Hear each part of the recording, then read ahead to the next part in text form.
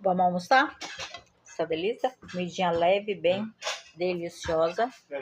Batatinha e esse caldinho de carne, olha. Delicioso. Olha só. Uma delícia.